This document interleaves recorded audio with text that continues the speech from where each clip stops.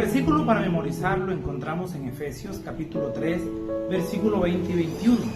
Dice la palabra de Dios: aquel que es poderoso para hacer infinitamente, más que todo cuanto pedimos o entendemos, por el poder que actúa en nosotros. A Él sea la gloria en la Iglesia y en Cristo Jesús, en todas las generaciones y por los siglos de los siglos. Amén. En Efesios capítulo 3, Pablo comienza con un tema que ya había mencionado anteriormente: que los gentiles sean coherederos, miembros del mismo cuerpo y partícipes de la promesa en Cristo Jesús por medio del Evangelio.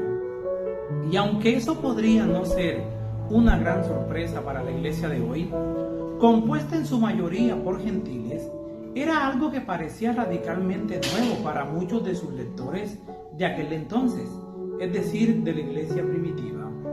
Luego el apóstol Pablo continúa con sus palabras inspiradas mientras reflexiona sobre su pasión por predicar el Evangelio de Jesús a los gentiles, y no cabe decir que para eso fue llamado.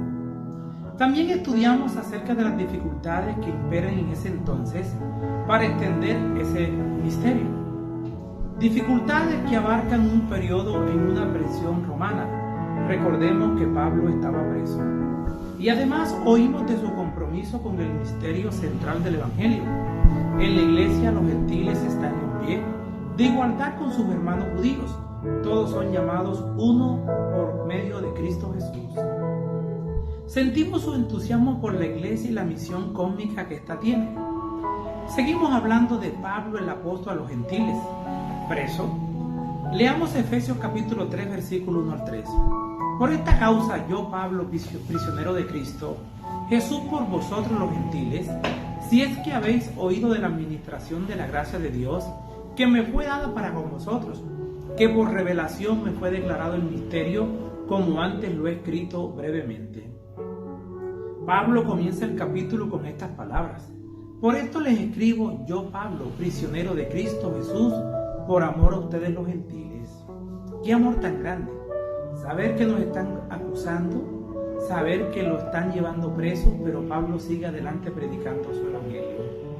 Luego hace una pausa para lo que resulta se centra en una obra como apóstol a los gentiles.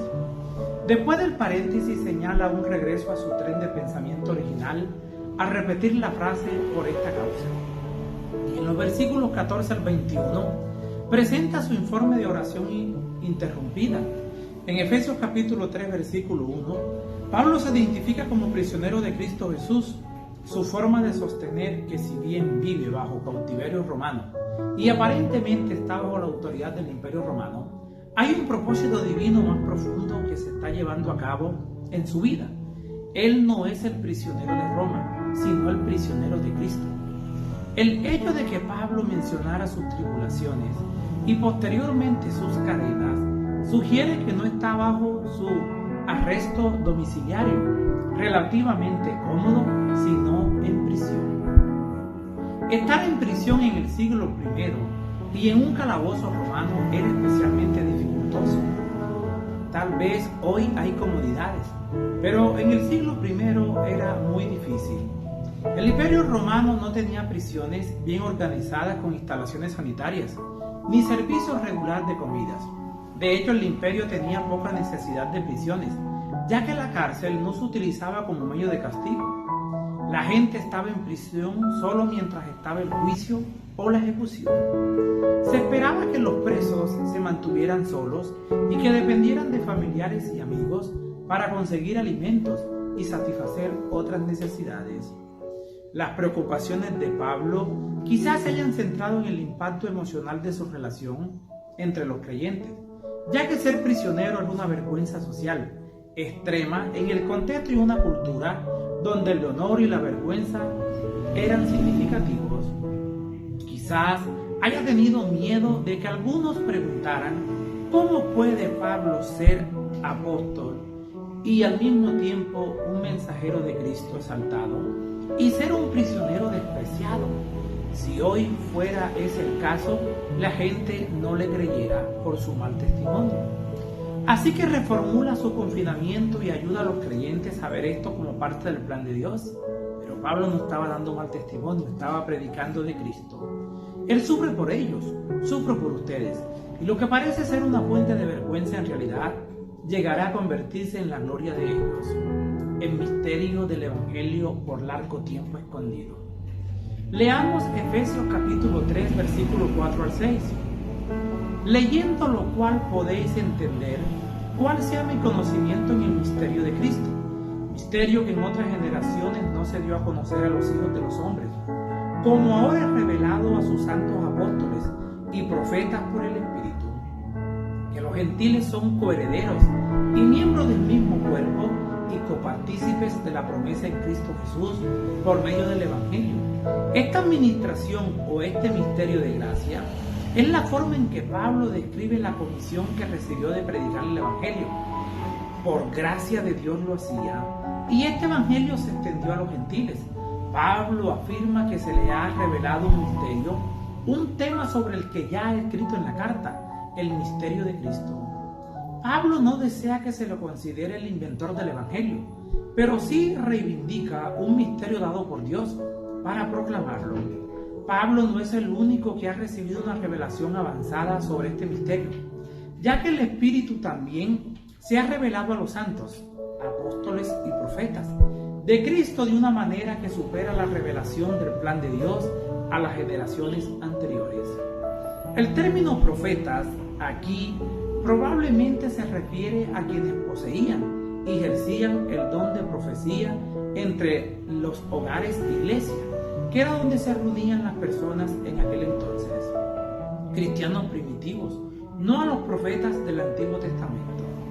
El misterio que en otro tiempo estuvo oculto, ahora se ha convertido en lo que podríamos llamar un secreto a voces. Ya la gente, los gentiles, aquellos que no pertenecían al pueblo judío, sabían de Cristo Jesús. Finalmente declara este misterio consiste en que los gentiles sean coherederos, miembros del mismo cuerpo y partícipes de la promesa en Cristo Jesús por medio del Evangelio. Efesios capítulo 3, versículo 6. Pablo es un apasionado del Evangelio y especialmente de la forma en que éste se expresa en la iglesia, que está compuesta por judíos y gentiles. Estos dos grupos se han convertido en los bloques de construcción de la nueva comunidad de Dios, su nueva marca humana, la iglesia. Podríamos decir que ahora han pasado de ser enemigos a ser coherederos, es decir, todos pertenecen a Cristo, incluidos en un solo cuerpo.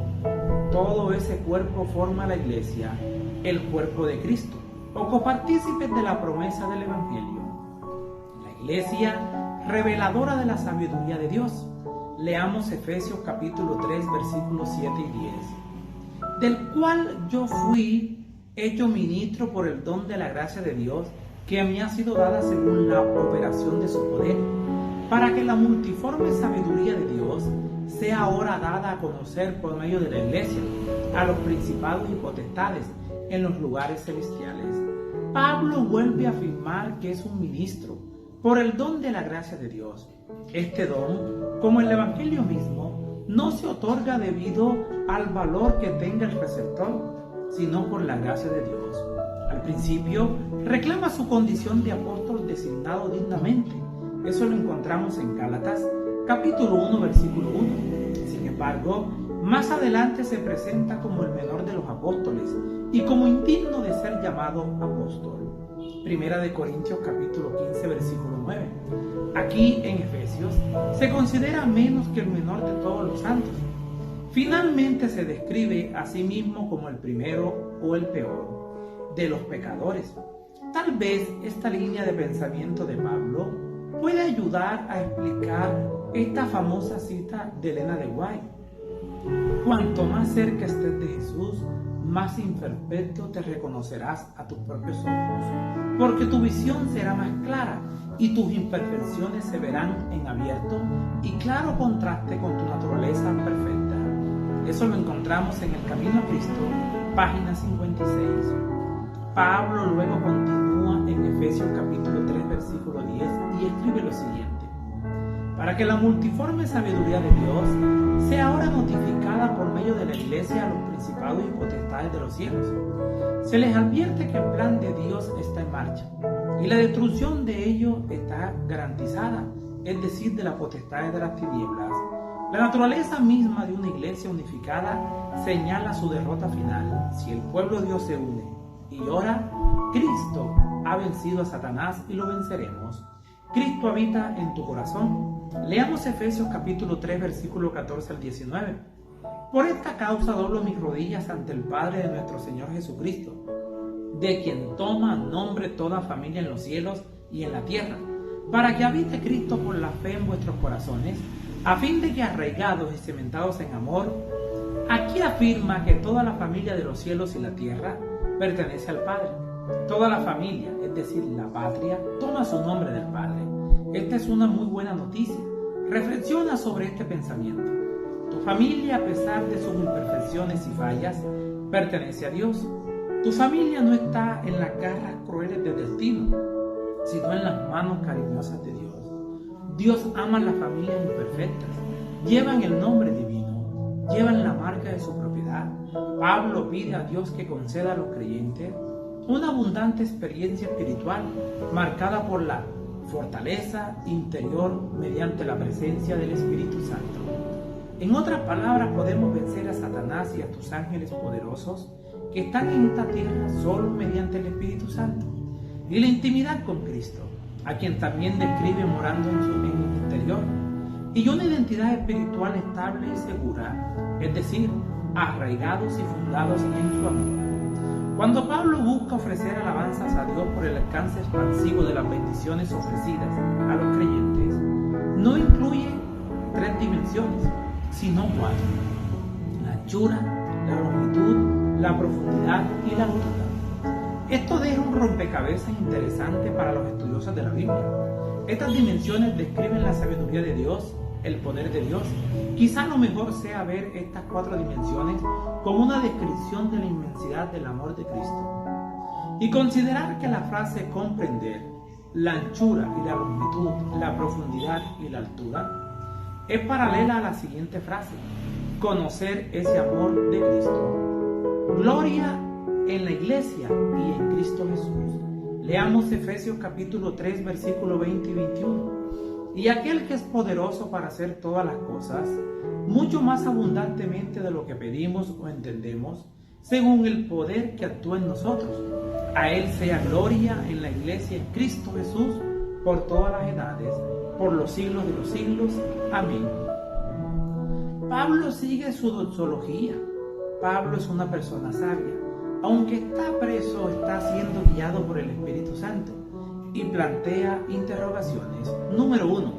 El pasaje eleva a la iglesia poniéndolo a la par de Cristo en la frase: a Él sea gloria en la iglesia y en Cristo Jesús. En Efesios, si bien Pablo está muy interesado en la iglesia, es evidente que Cristo es el Salvador de la iglesia, ya que Cristo quien mora en el corazón de los creyentes. En la doxología, Pablo alaba a Dios por la salvación ofrecida a la iglesia por medio de Cristo Jesús. Y número 2, la frase en todas las generaciones y por los siglos de los siglos. Efesios exhibe una sólida expectativa para el futuro. Por ejemplo, Efesios capítulo 4, versículo 30 dice: mira hacia el día de la redención. Además, los creyentes experimentarán el poder soberano y ilimitado de Cristo en el siglo venidero. La doxología de Pablo debería leerse como una celebración del poder inagotable de Cristo, ejercida en favor de los creyentes. Al mirar retrospectivamente la segunda reseña de la oración de Pablo, vemos que el apóstol encuentra fortaleza en el alcance cósmico del cuidado del Padre, en la disponibilidad inmediata del Espíritu Santo y en la colaboración de Cristo mismo. En otras palabras, el Padre y el Hijo y el Espíritu Santo trabajan juntos para la redención del ser humano. No te puedes perder, porque Dios está haciendo un trabajo muy poderoso, y en la inconsumibilidad de su amor ilimitado de Cristo, esto es tan real que se imagina a los creyentes llenos de toda la plenitud de Cristo y celebra estas realidades espirituales con alabanza, maravillándose nuevamente por la abundancia del poder de Dios que se ofrece a los santos. Cuando sintamos la presión de los problemas, las tentaciones, las dudas podemos recurrir a este relato optimista de las oraciones de Pablo. El apóstol encarcelado eleva nuestra visión al gran horizonte de los propósitos y la gracia de Dios y nos recuerda que al margen de nuestras circunstancias actuales, somos participantes del plan supremo de Dios y que su poder obra en nosotros. Si estamos descarriados, si le hemos fallado a Dios, vayamos a sus pies, que nunca nos echa fuera. Les habló Flavio Martínez. Que la paz de Dios les acompañe en este día.